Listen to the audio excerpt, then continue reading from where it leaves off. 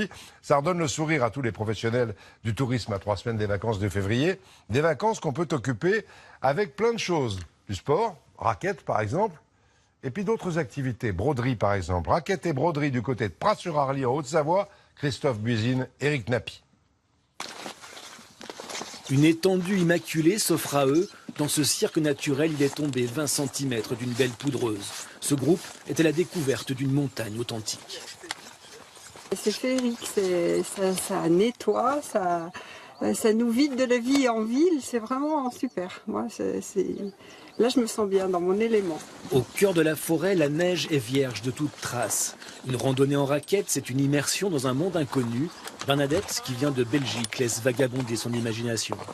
Les grands espaces, le Canada dont je rêve, la liberté, la beauté.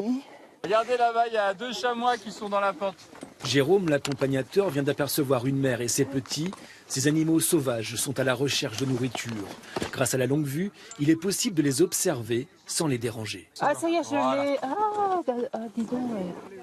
Les petits, ils restent avec la mère, on voit qu'ils n'ont pas de cordes et ils vont chercher à manger et on voit qu'ils courent dans la neige. Donc là, c'est vraiment idéal ce matin au niveau des conditions. Mais il est déjà temps d'aller se réchauffer au chalet.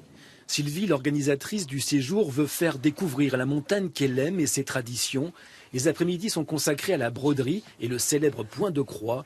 Chacun doit être disposé à un endroit précis. En fait, on compte toujours. C'est pour ça qu'il y a un grand silence quand il y a des brodeuses. On n'entend pas parler, on n'entend rien, parce que chacune compte dans son coin.